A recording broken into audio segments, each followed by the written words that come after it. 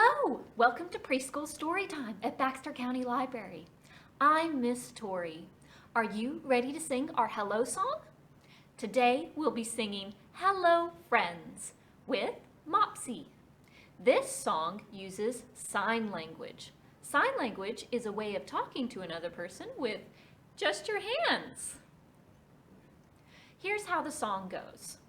Hello friends. Hello, friends. Hello, friends. It's time to say hello. Now, the first sign you're going to need to know is hello. This is how you say hello in sign language. You take your hand with your thumb down to your forehead and up. That is hello. So as we sing the song, it goes, hello, friends. Hello, friends. Hello, friends. It's time to say hello. Now, there's one more sign I'm going to teach you today for this song. It's for friends. This is the sign for friends. You take your two fingers, almost like they're two people, and then they're going to hug each other. So have them hug, then switch and hug the other way. That's how you sign friends. Ready? One more time. Let's sign friend. Now let's sign hello. Now let's practice the song. Hello, friends. Hello, friends. Hello, friends. It's time to say hello. Are you ready to sing it with Mopsy? Let's wake Mopsy up. Mopsy! Mopsy! Mopsy! Oh, Miss Tori! Hi! I'm so glad to see you. Hi, Mopsy. Are you ready to sing our opening song today? Yes, you taught me this. I like it. Ready? Yeah. Let's sing. Hello, friends. Hello, friends. Hello, friends. It's time to say hello. Thank you, Mopsy. You can go back to sleep now. Oh, thank you. Good night. Do you remember how to sign friend? Good. For today's story time, we'll be learning about making friends. Do you know what a friend is? A friend is someone you know and care about. Friends talk and spend time together. They are kind to each other and help each other when they are hurt or scared. Making friends is fun. One of the best ways to become friends with someone is to do something you both enjoy together. In our first story, a bear and a wolf both decide to go for a winter walk. When they meet, they decide to walk together. Will their walk lead to an unusual friendship? Let's find out in our first book, Bear and Wolf. This book is called Bear and Wolf by Daniel Salmieri.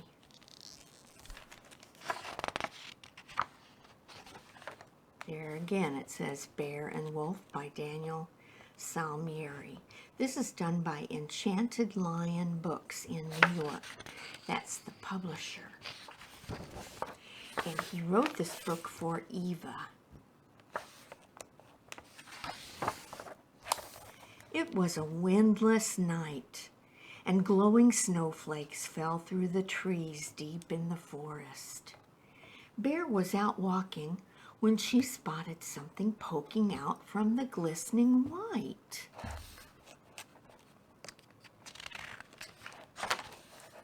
At the same time, see, this is Wolf now here, looking the other way. At the same time, Wolf was out walking when he spotted something poking out from the glistening white. When Bear got closer, she could see it was a young wolf. She could see the wolf's pointy snout, his smooth gray fur, his golden eyes, and his wet black nose. When Wolf got closer, he could see it was a young bear. He could see the bear's big round head, soft black fur, deep brown eyes, and wet black nose. See, they already had something alike. They both had wet black noses. "Are you lost?" asked the bear. "No, I'm not lost. Are you?" asked Wolf. "No, I'm not lost. I'm out for a walk to feel the cold on my face and to enjoy the quiet of the woods when it snows. What are you doing?" "I'm out for a walk to feel the cold under my paws and to listen to the crunching of the snow as I walk." "Do you want to walk with me?" asked Bear. "Sure," said Wolf. Bear and Wolf walked through the quietly falling snow, using their eyes and ears and noses to take in the snowy woods. They both had thick, warm fur that covered their whole bodies. They were creatures made to be comfortable in the very cold.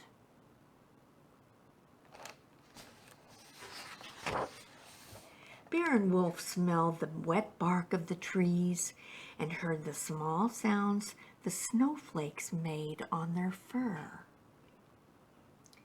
If you're very quiet when you're out in a snowstorm, you can hear the snow falling on your coat.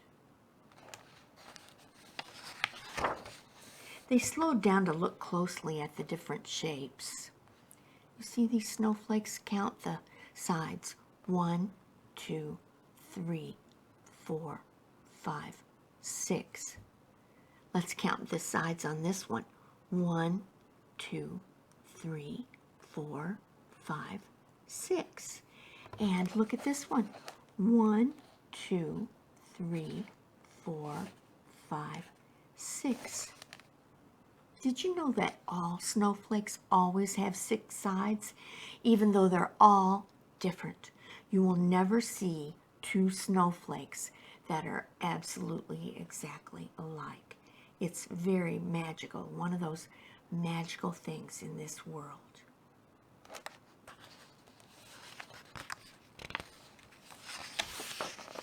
High above the trees, Bird was gliding through the sky, feeling the snowy air on her wings, when she saw through the branches 2 shapes poking out from the glistening white.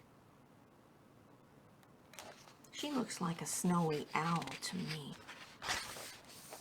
She flapped down to rest on a branch to get a better look.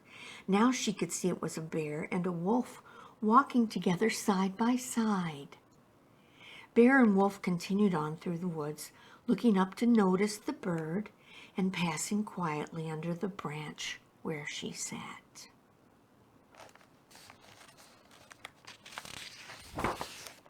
The snow was slowing as they came to a great clearing in the woods.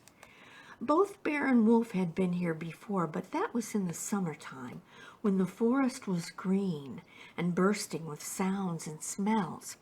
In the summertime, this place was a round blue lake. Now it was a huge flat circle of white. It was totally frozen. They walked out onto the frozen lake and looked down. Bear cleared away some snow with her paw, and look at that. They looked through the cloudy frozen water and saw fish floating, asleep in the green depths. See, that's how fish get through the winter in cold places. Aren't they lovely? Just resting. And look, this is down where they are, and up through the ice, you can see the wolf and the bear.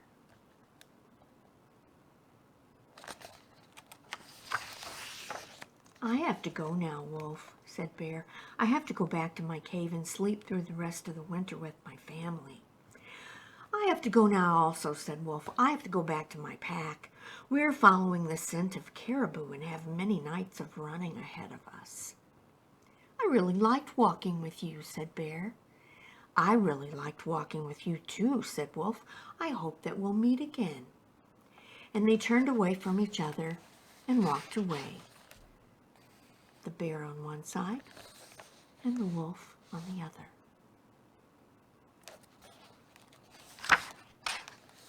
Bear spent the winter deep in a cave with her family, sleeping dreamlessly in her thick, warm fur. I think this is her right here. Don't they look cozy?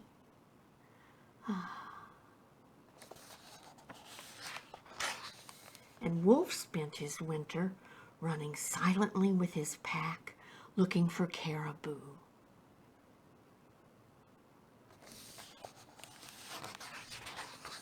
Some time passed, and winter faded from their part of the earth. And look, the colors are changing on the earth because spring is coming. The snow melted, the grass and leaves grew again, and birds sang in the tops of the trees.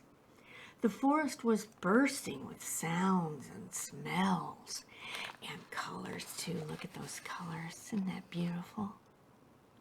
This looks like the Ozarks with our mountains. Bear was out walking through the deep grass when she spotted something poking out from the swaying green. Guess what it is? Ha, you know already, it's the wolf. Bear and wolf walked through the gentle breeze, using their eyes and ears and noses to take in the awakening woods. And that is the end. What a nice book.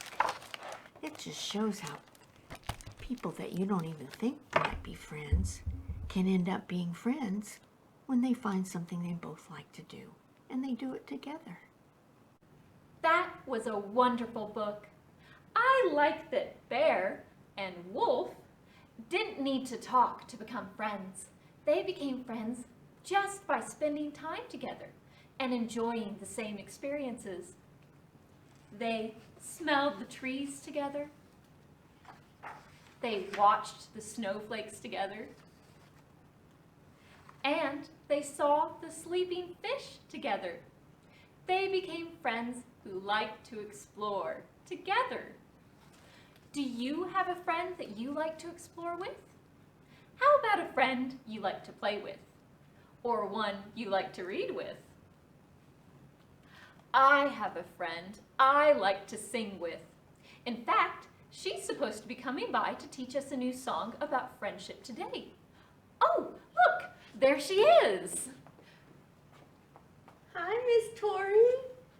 Hi, good morning, Granny B. How are you? I'm really well, thank you. Oh, hello. Oh, hello. We did learn that. Yes, we learned sign language for hello. We also learned how to sign Friends. Are you ready to teach us a song? Yes, we have a couple of signs that we've already learned here, and we're going to use one more that's happy. Happy. Happy. Happier or happy. Okay, and that looks like you're happy when you do that, doesn't it? Yes. Okay. Happier. Okay. We're going to sing The More We Get Together, the Happier We'll Be. It goes like this. The more we get together, together, together, the more we get together, the happier we'll be. For your friends are my friends and my friends are your friends. The more we get together, the happier we'll be. It's not hard. No. Can we sing it slowly though, so I get the lyrics? Yes, let's do that.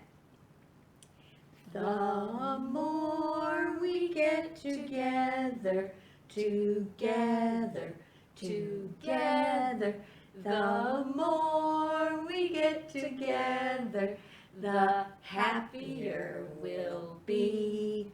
For your friends are my friends and my friends are your friends. The more we get together, the happier we'll be. Oh, that's so much fun. That's a good song. Let's do it one more time. Okay. Are you ready to sing with us? Come on, sing with us.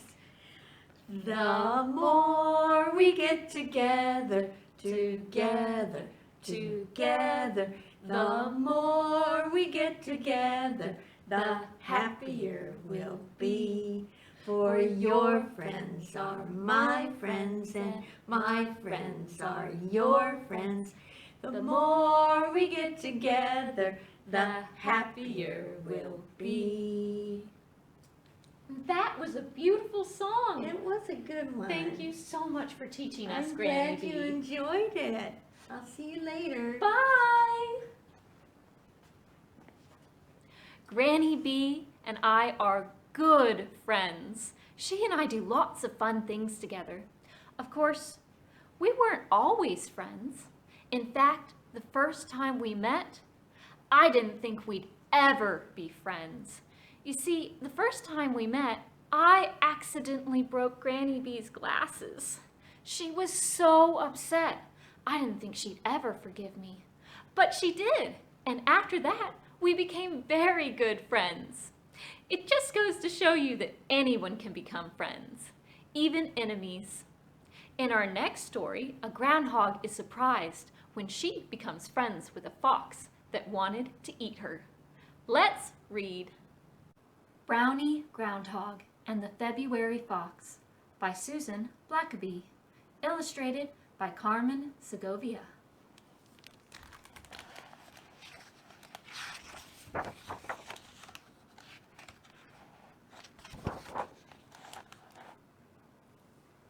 On the second day of February, a groundhog named Brownie woke up. She shimmied up the passageway of her cozy den and shoved aside the fluff of snow blocking her door. The air smelled sweet and cold. When she stood up, her shadow stretched across the frosted field. "I was afraid of that," said Brownie. "Shadows mean more winter, and more winter means waiting. Wait, wait, wait." Brownie stomped her foot. "Phooey!" A small, scrawny fox heard Brownie grousing. His ears twitched. He licked his chops and crouched to pounce. Before Brownie could take 2 steps, the fox knocked her flat. Brownie's basket went flying as they tumbled into a snowbank. The fox panted and puffed. "Hold still," he said. "I'm trying to eat you for breakfast." "Don't be silly," said Brownie, wiggling free. "You're too late for breakfast." "Really?" The fox frowned. "What about lunch?" "Too early," said Brownie. "You'll just have to wait." "I hate waiting," said the fox. "I know what you mean," said Brownie.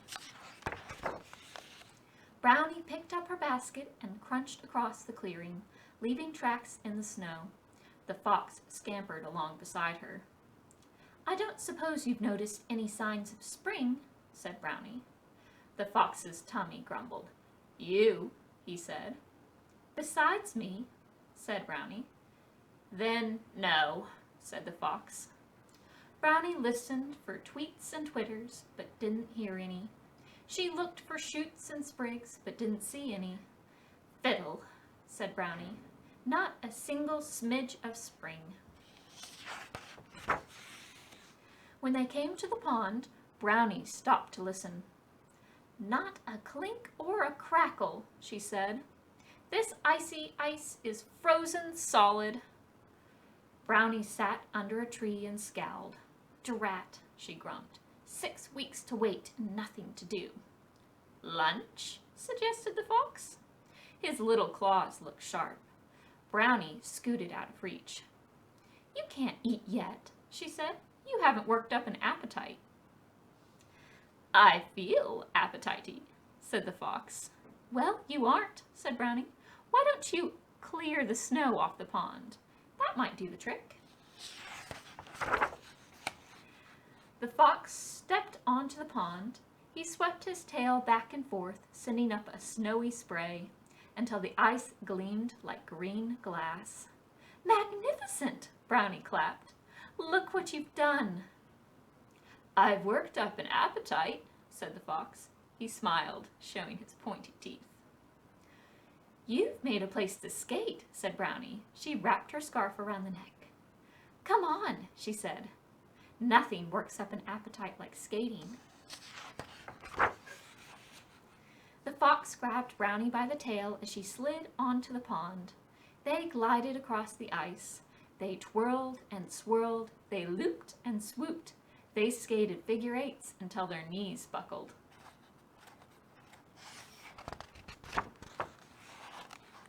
Gasping and giggling, they helped each other struggle up to the bank. "That was so much fun," said Brownie. "It was," said the fox. "And my appetite is all worked up." Brownie bristled. "No wonder," she said. "You skated right past lunch. Now you'll have to wait until dinner." "No," moaned the fox. He hung his head. Even his tail sagged. "I want to eat you now. No more waiting." "I know just how you feel," said Brownie. Brownie steered the limp little fox over to a tree. She helped him sit down and tucked his fluffy tail around his feet. Then she wound her scarf around and around the fox's skinny middle, tying him to the trunk. The fox tried to raise his paws. The scarf pulled tight. "Stuck," he said, wiggling his shoulders. Brownie grabbed her basket. "Goodbye," she said. The fox stared up at her. "You're leaving me?" The fox threw his head back and howled. "Wah!"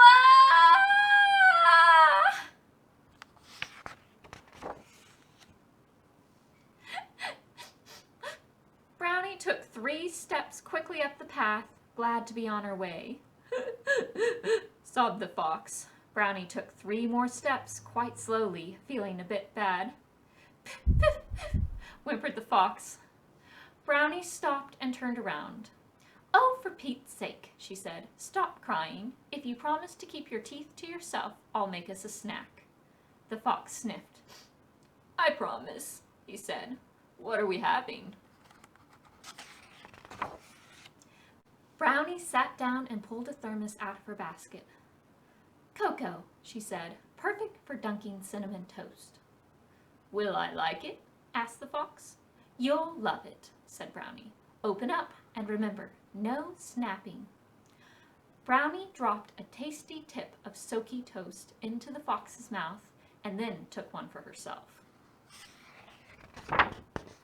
While they traded bites, slurping and gulping, a robin stopped to peck at the crumbs scattered in the snow. She teased a piece of yarn from Brownie's scarf and then fluttered up into the tree. "Look," said Brownie, "our first sign of spring." "Besides you," said the fox. When it was time to go, Brownie helped the fox to his feet. "What are we doing tomorrow?" he asked. "More waiting," said Brownie. "Waiting and skating?" said the fox. "Will you bring something yummy?" "Something yummy to share," said Brownie, and they headed for home. The end. What a fun story! My favorite part was how the fox cried when Brownie trapped him. I didn't expect those two to become friends, but they did. Next up, we'll be making a craft. This craft is a series of woodland creature puppets. They include a fox and a groundhog, just like in the story we just read, and a bear and a wolf, like the first story we read, Bear and Wolf. With these little paper puppets, you can make up your own stories. Maybe the fox and the wolf end up meeting and they become friends. It's all up to you. Now here's what you're going to need in order to make these puppets. You're going to need tape, crayons, including an orange, white, gray, black, and brown one. That was orange, white, gray, black, and brown. If you want to decorate your puppets like I did, see how the wolf is colored gray? And of course, you'll need a craft kit from the Baxter County Library. You can pick up one of these craft kits at the children's desk until March 3rd. Let's look inside to see what's included. You've got your bear, your wolf,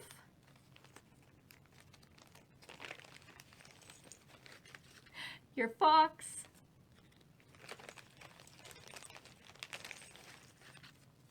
your groundhog, and their little legs. These puppets come with movable legs.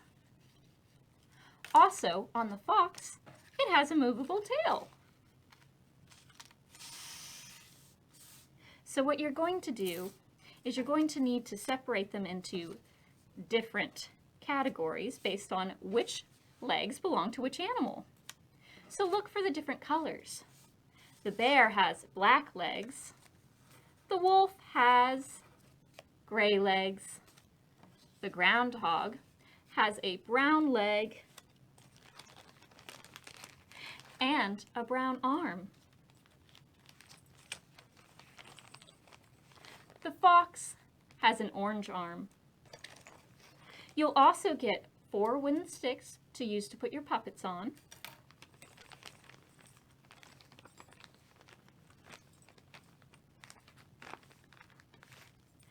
Nine brads, which are used to put your legs onto the body of your animal.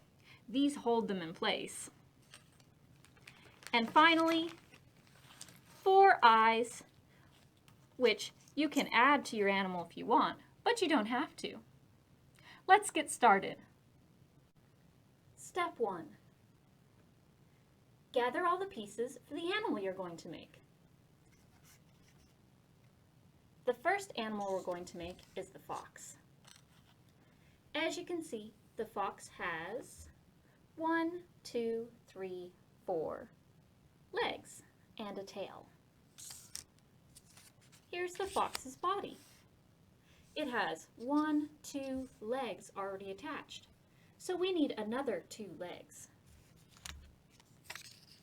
1, 2.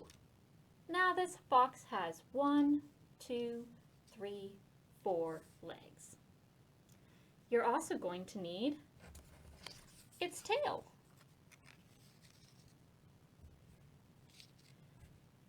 And our example puppet fox has 1, 2, 3 brads. So we're going to gather 1, 2, 3 brads. It's also got a wooden stick and an eye. There are 2 different size eyes.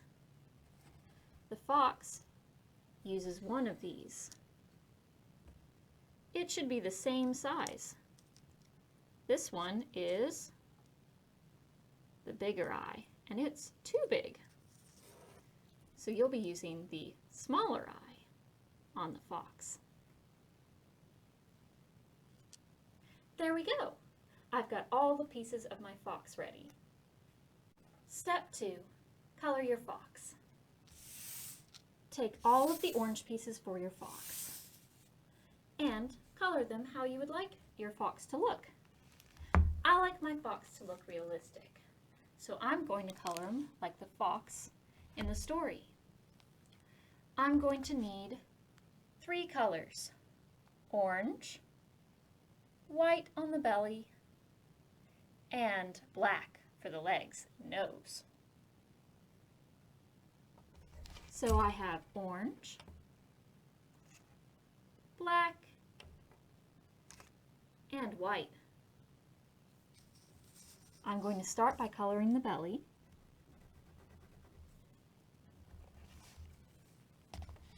Now our fox has a little white here on his belly. Kind of goes up and around. And then it goes under the leg, and he's got a little white on his chest. That white goes all the way up to his chin. Do you see right here? And I'm going to press really hard to get that white on there really well.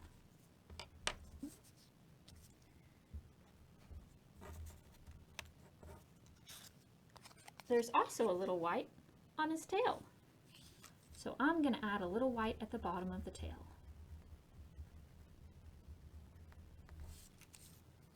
I've finished with the white. Next, I'm going to use the black. Now his legs are going to face this direction. So I want to color the bottom of his feet black. So I'm going to start at the bottom of each foot and color up. I could put a little on the tail, but I like it better with just the white. Little black on each foot. And now I'm going to add a little black on the nose.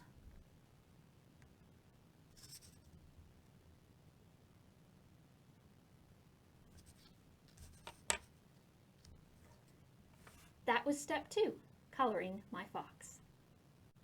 Step 3 is to glue the eye on the animal. Since I'm working with the fox, I'm going to grab the fox's body. Then I'm going to grab the fox's eye. And now I'm going to grab a glue stick.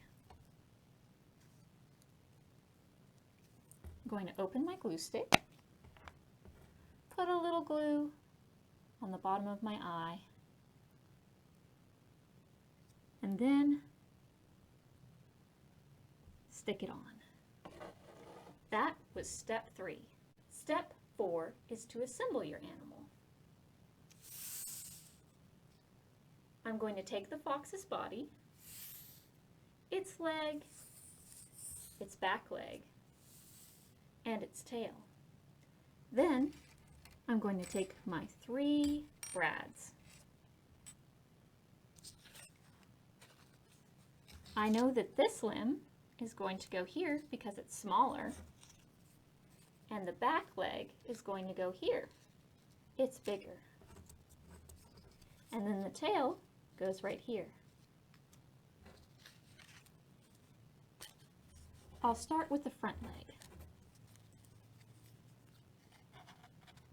I'm going to stick it on the back so that the holes match up. Then grab a brad and stick it through the hole.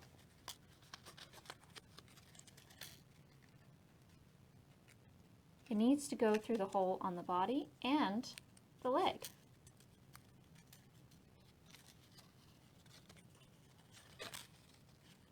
There we go, it's on. Now we take the back of the brad apart and push it flat. Your leg can move around. If you find this task difficult, get your parents to help you put this together. Next is the back leg. Put the brad through the hole where the leg goes.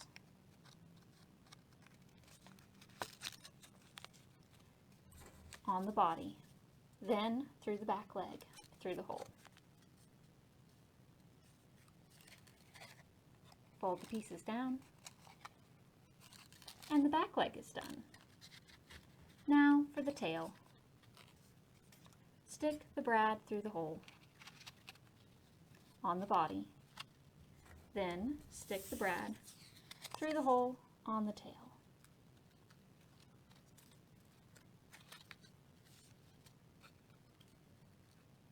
Make sure it's on there, then fold the pieces of the brad down And there we go. Our fox is assembled. It has a tail that can wag, legs that can move, and an arm that can point towards things. That's it for step 4. Our final step is to put our stick on our puppet. Here's the fox we just made, and here's a stick. Turn the fox over. Put the stick on the back of the fox. The top of the stick should be around the middle of the animal's body. Get a piece of tape. Make sure it's not too long.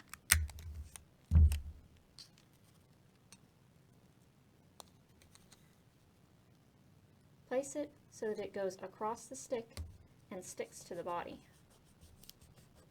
Press it down. Your fox puppet is done. Repeat these steps for each of your animal puppets, and you can create your very own puppet show. That was our last story time activity. Now it's time for our closing song. Today we'll be singing Goodbye Friends with Mopsy. It has the same tune as the hello song, but instead of singing hello, we'll sing goodbye. Goodbye also has a different sign than hello.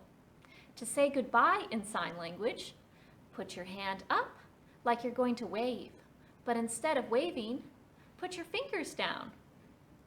That's how you say goodbye. Do you remember how to sign friends? Take your 2 fingers up and have them give each other a hug. That is the sign for friends. Let's go over the song. It goes like this. Goodbye, friends. Goodbye, friends. Goodbye, friends. It's time to say goodbye. And here's how we do it with the sign language. Goodbye, friends. Goodbye, friends. Goodbye, friends. It's time to say goodbye. Are you ready to wake Mopsy up so we can sing goodbye with her? Ready? Mopsy! Oh, Miss Tori, hi. I was just having a little snooze. Would you like to sing our goodbye song with us? Oh, sure, I love to sing with you. Ready? And go! Goodbye, friends. Goodbye, friends. Goodbye, friends. It's time to say goodbye. Good night, Mopsy. Thank you for singing. Thank you, Miss Tori. That's it for today's story time. Thanks for watching. Preschool story times are updated on the 1st and 3rd Wednesday of the month. A copy of the songs used in today's story time can be seen in the description below. Happy reading! See you next time!